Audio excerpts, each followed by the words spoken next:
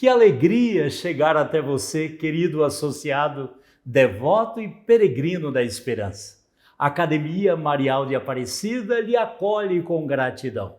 Eu sou o padre Rosivaldo Mota, missionário redentorista e diretor da nossa Academia Marial de Aparecida. Hoje damos início à nossa Jornada da Esperança, momento onde juntos vamos refletir e aprofundar o tempo do Advento, período em que a Igreja nos convida a esperar com esperança o Emmanuel, o Deus conosco. Ao longo de 4 episódios que vamos refletir, vamos mergulhar no mistério da encarnação. O Filho de Deus que se inclinou até nós, fez-se homem verdadeiramente e nasceu da Santíssima Virgem Maria.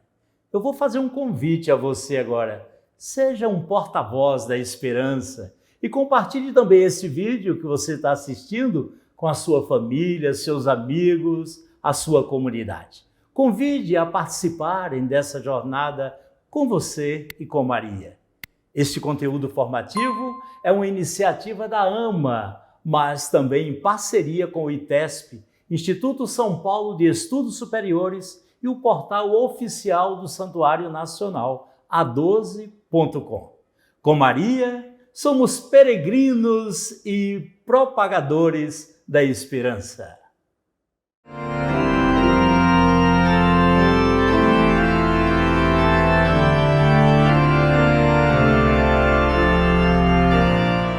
Olá, você que nos acompanha, seja muito bem-vindo à nossa Jornada da Esperança. Neste primeiro encontro, iremos refletir o tema A Esperança dos Pobres. Vamos começar com a nossa oração inicial. Eis que o Rei há de vir, Senhor da terra. Ele mesmo de nós afastará o jugo no nosso cativeiro. Estamos reunidos no Senhor, bebamos da fonte do amor eterno, a Trindade Santa, amor incomparável e gerador da vida. Em nome do Pai, do Filho e do Espírito Santo. Amém. Estamos aqui hoje com o Padre Edevilson de Godoy. Padre, seja muito bem-vindo. Nós, da Academia, gostaríamos de agradecer a sua participação aqui conosco. Eu que agradeço pela oportunidade de conversar com os peregrinos, os devotos de Nossa Senhora Aparecida e com toda a Igreja do Brasil. Padre, eu gostaria que o senhor começasse se apresentando para quem nos acompanha de casa. Sou Edevilson de Godoy, sacerdote católico na Diocese de Itapetininga. Agora, no mês de janeiro de 2025, celebro 25 anos de sacerdócio. Trabalho como pároco na cidade de Tatuí, a capital da música. Sou pároco na paróquia Sagrada Família, em Tatuí. E também sou teólogo. Tenho formação em teologia e em ciências da religião. Já há 10 anos, tenho a enorme satisfação de fazer parte do colegiado de professores aqui do ITESP, esta importantíssima faculdade de teologia da Igreja do Brasil. Aqui no ITESP, leciono disciplinas na área da dogmática e na área da antropologia. Padre, é uma alegria estar aqui com o senhor mais uma vez e já iniciamos nesse primeiro encontro, nessa primeira dia da nossa jornada da esperança que vai permear esse tempo do Advento, esse tempo de esperança e principalmente nesse ano em que a Igreja nos convida a viver o Jubileu da Esperança. Então, em dezembro, nós iremos abrir a porta, Padre, desse ano novo, desse ano da esperança, e nós, da Academia Marial, estamos levando você junto nessa jornada, para que com Maria vivamos esse tempo do Advento. E por isso, Padre, nós já começamos com esse tema, a esperança do pobre. Então, Jesus Cristo, esse menino que vem até nós como esse sinal da esperança. Eu sei que o Senhor vai desenvolver todo esse caminho desde da Bíblia, né? Desde o início ali, também com a passagem do Magnífica. Então, eu gostaria que o Senhor convidasse a todo mundo que está aqui a continuar acompanhando conosco, e o Senhor pode desenvolver a sua palestra. Muito obrigado. O Papa Bento XVI escreveu uma linda encíclica intitulada Spe Salve, a esperança salva. O nosso querido cardeal Paulo Evaristo Arnes tinha como lema: de esperança em esperança. O Deus uno e trino que criou o mundo e se revelou na história é o Deus da esperança, do amor. É o Deus da promessa. A promessa no Antigo Testamento é carregada, marcada pela esperança. A promessa não termina, ela é sempre aberta, aponta sempre para o futuro. Quando algo se realiza, Deus renova a promessa e coloca uma carga de esperança muito grande. No Antigo Testamento, nós temos a tradição do Deus Goel, o libertador, o redentor, aquele que está do lado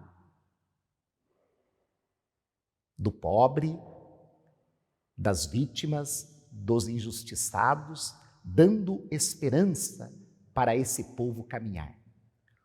O Deus Goel, libertador, se preocupa com o órfão, com a viúva, com o estrangeiro, com o pobre e os vulneráveis.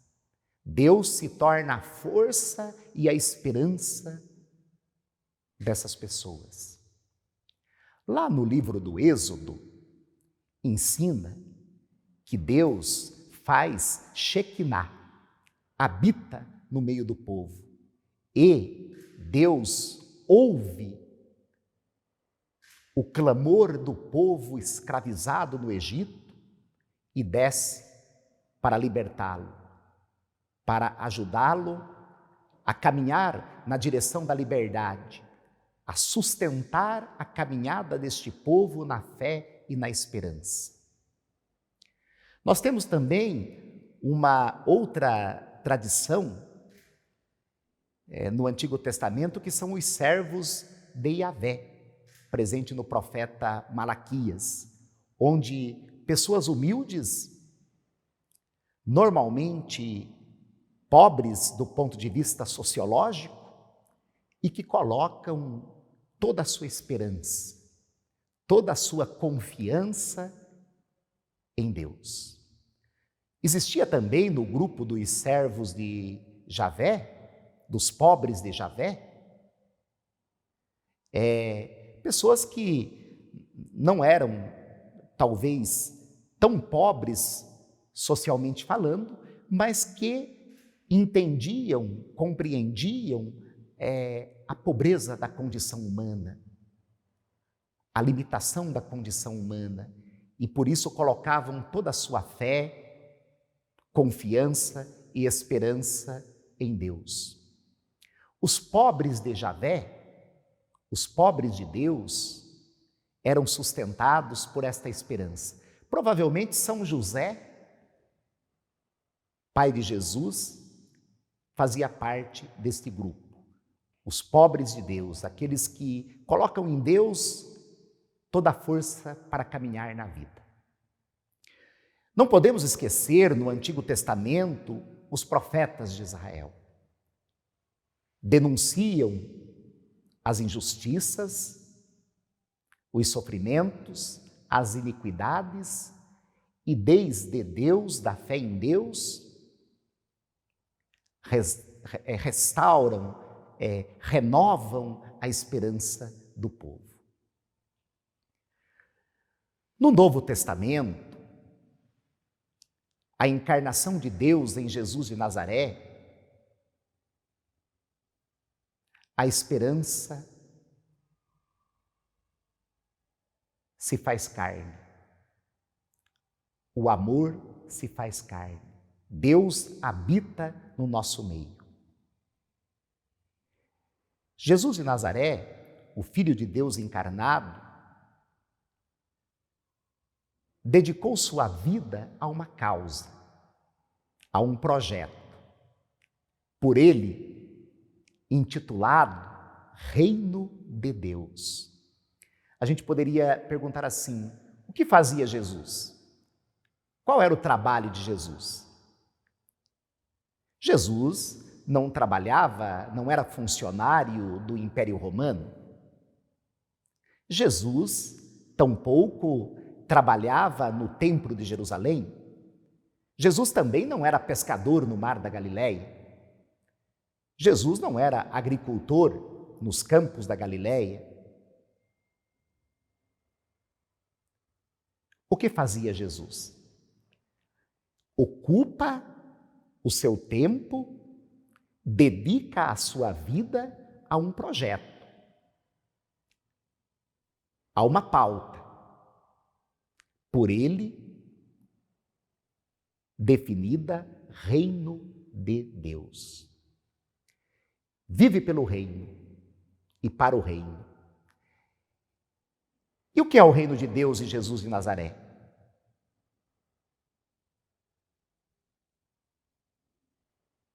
Os discípulos perguntam: Senhor, ensina-nos melhor o que é o reino. E Jesus usa parábolas, a parábola da semente, do semeador, do fermento no meio da massa, do joio e do trigo, para ensinar sobre o reino. E o reino já existe. O reino está presente no mundo, na história, no coração das pessoas, na igreja. Não obstante, o reino que já existe ainda não se realizou totalmente. Sua realização definitiva será no céu, na visão beatífica de Deus. O reino de Deus e Jesus de Nazaré tem uma dimensão social. Embora não se restrinja ao aspecto social, a parte social do reino é importantíssima, relevante. Na mensagem do reino, Jesus dá uma atenção especial aos pecadores, abandonados, pobres, doentes, mulheres marginalizadas. As vítimas da sociedade desse período recebem uma atenção preferencial de Jesus. Através da mensagem do reino, das palavras de nosso Senhor Jesus Cristo, Ele dá esperança para todos os oprimidos, as vítimas de seu tempo. Fossem elas doentes, pecadores, marginalizados, pessoas sem vez e sem voz naquela sociedade, pessoas que eram vítimas do poder político romano, do poder religioso do templo. Essas pessoas encontram em Jesus de Nazaré uma nova razão para viver, para sonhar. Encontram em Jesus de Nazaré uma esperança nova que sustenta a própria caminhada. São restauradas por Jesus. O encontro com Jesus significou para essas pessoas um novo nascimento, um novo apocalipse. Me lembro agora daquele diálogo fascinante de Jesus com Nicodemos, onde Jesus disse: olha, você precisa nascer de novo, nascer do Espírito Santo, nascer do alto. Porque, de fato, Jesus torna-se uma nova razão para viver.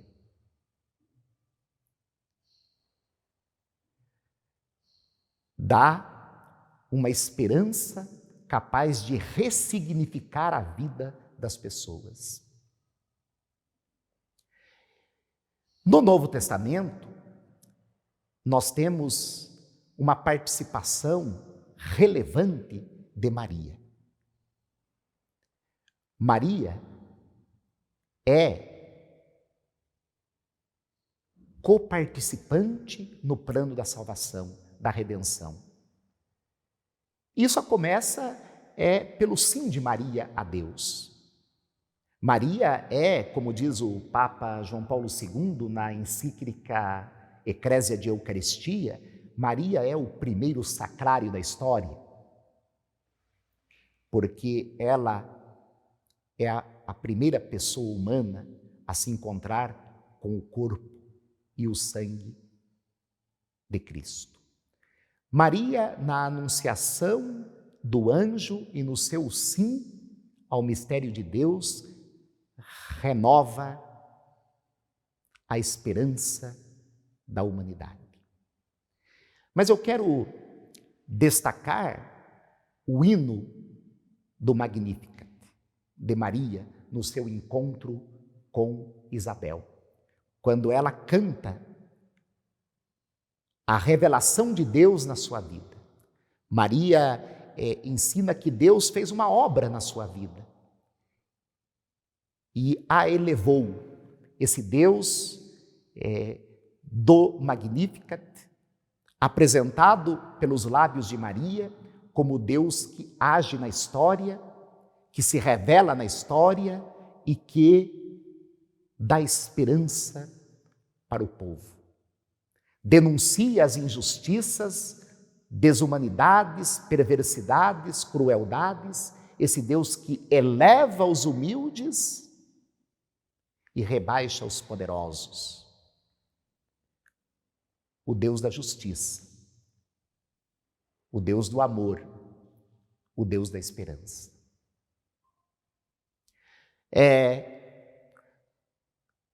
Notamos uma presença de esperança de Maria aos pés da cruz, quando ela é testemunha do momento dramático da morte de seu filho Jesus. Mas também Maria é testemunha da sua ressurreição. E Maria, a mãe de Jesus, depois da ressurreição, encontra nele a esperança na Eucaristia. Voltando novamente ao texto do Papa João Paulo II, na Ecclesia de Eucaristia, Maria, mulher eucarística por excelência, onde João Paulo II diz que depois da ressurreição, Maria comunga a Eucaristia, o corpo do Senhor, nas celebrações dos discípulos. E ela então encontra na Eucaristia força, esperança. E nesse sentido, nós temos a profunda certeza de que a Eucaristia é o corpo de Cristo, o pão vivo descido do céu, é vida para os cristãos, é fonte de esperança para os cristãos. Todas as vezes que o povo de Deus vai participar da Eucaristia e se alimenta da palavra e da Eucaristia, o povo encontra na Eucaristia a esperança para viver, a força para caminhar e para lutar. No decorrer da história da Igreja, Maria sempre é apresentada como aquela que dá força e dá esperança para o povo, principalmente para os pobres. Vale lembrar o Apocalipse, capítulo 12, onde Maria é descrita como a mulher vestida de luz, com uma coroa de 12 estrelas na cabeça, que desce do céu e fica diante do dragão. O dragão representa o império, a perseguição, as injustiças, provações que os cristãos estão vivendo naquela época. E Maria é apresentada como mais forte que o dragão. Ela ajuda os cristãos a enfrentar o dragão. Isto é, a perseguição, o sofrimento, as provações, as injustiças. Em toda a história do cristianismo, sempre os cristãos viram em Maria a mãe. Os primeiros padres da igreja procuram ressaltar essa identidade entre a mãe de Jesus e a mãe da igreja, que faz a função da mãe do cristão, da mãe do batizado. E juntos, e somando-se a isso, a ideia de que Maria, mãe da igreja, ajuda seus filhos espirituais a enfrentar o dragão. No mundo atual, existem dezenas, talvez centenas de dragões que atingem a família, atinge o povo pobre, atinge os jovens. Tem dragão de todo lado querendo nos destruir, nos atacando. O dragão do capitalismo, que empobrece pessoas. O dragão da miséria, que leva pessoas a viverem na rua, a não ter comida. O dragão das drogas. O dragão da guerra. O dragão da destruição ecológica e de outros dramas da humanidade nesta terceira década do século XXI. Maria, ontem e hoje, é colocada como aquela que nos ajuda,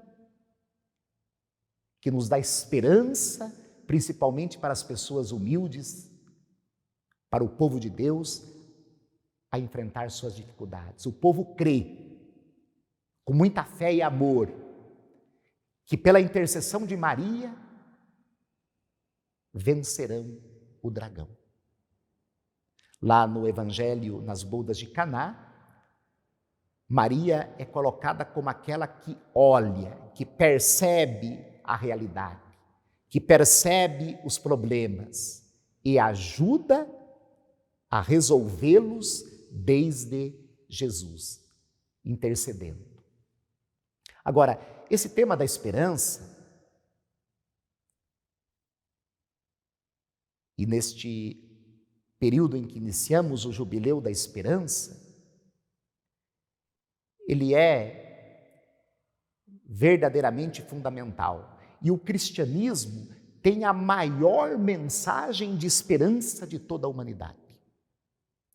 O tema da esperança está na filosofia, está na literatura, está na sociologia, na antropologia.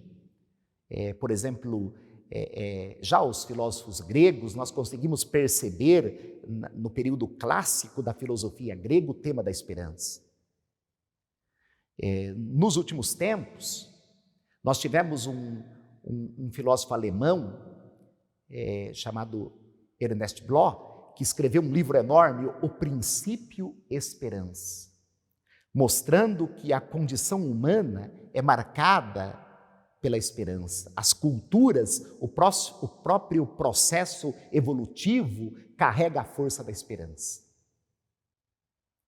Na literatura, os grandes mestres da literatura, Dante Alighieri, Divina Comédia, Cervantes, Dom Quixote, Dostoiévski, Tolstói, os nossos mestres aqui brasileiros da literatura, Machado de Assis, Guimarães Rosa, nós percebemos que em suas obras que relatam, que descrevem o drama da condição humana, as contradições da existência humana, tem uma marca de esperança. Eu gosto muito do Georges Bernanos, romancista francês que morou no Brasil, morou em Minas Gerais, morou em Barbacena, Vassouras, Juiz de Fora. E o Bernanos é um católico que escreve romances sobre temas católicos, como o Diário de um Pároco de Aldeia.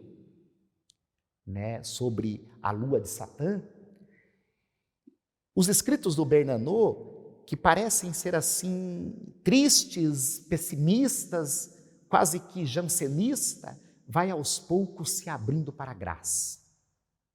graça de Deus. E a graça de Deus ressignifica a vida e dá esperança. Entretanto, embora vários segmentos das ciências humanas tratem da esperança, nada, absolutamente nada, é maior e mais implosivo que a esperança cristã. Porque a esperança cristã, que é altamente revolucionária e a maior de todas as esperanças, porque a esperança cristã vence a morte. A esperança cristã, ela não se fecha no quadro da história. Ela não se fecha num projeto intra-histórico. A esperança cristã nos leva para o céu, para a vida eterna. O final da esperança cristã é a entrada do céu, a vitória sobre a morte, por obra de Deus. A esperança cristã crê com toda a fé que no último momento da nossa existência, no ponto final da nossa caminhada terrena, nos encontraremos com o Senhor. E Ele nos levará consigo para o outro lado da margem, a vida eterna, o céu. Essa é a esperança das esperanças. É a esperança que sustenta a caminhada dos pobres, a caminhada do povo de Deus.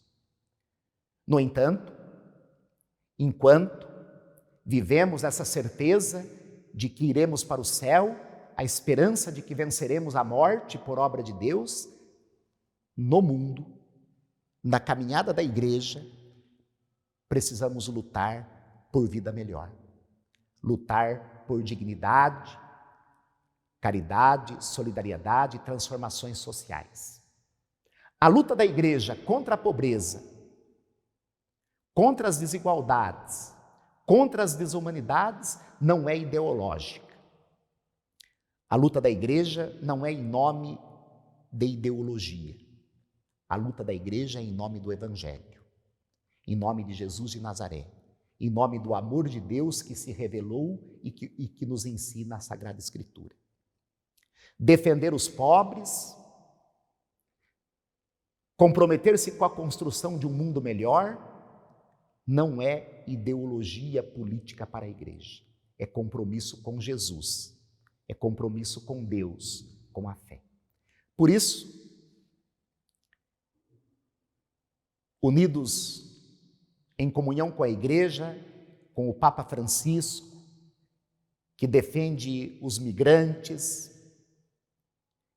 os vulneráveis, com o Papa Francisco que pede um compromisso novo com a ecologia, que pede amizade social, acolhimento, que pede o fim do preconceito com estrangeiros, unido com o Papa Francisco, unidos no jubileu da esperança, unidos em comunhão com a Igreja do Brasil e como devotos de Nossa Senhora Aparecida, neste período do Advento e neste ano da esperança, vamos nos abrir à fé de que Deus nos sustenta na caminhada, de que Deus é a razão da nossa esperança. Como disse Pedro lá na carta de Pedro, Cristo é a razão da nossa esperança. Vamos adiante, que tudo vai dar certo. Excelente, Padre.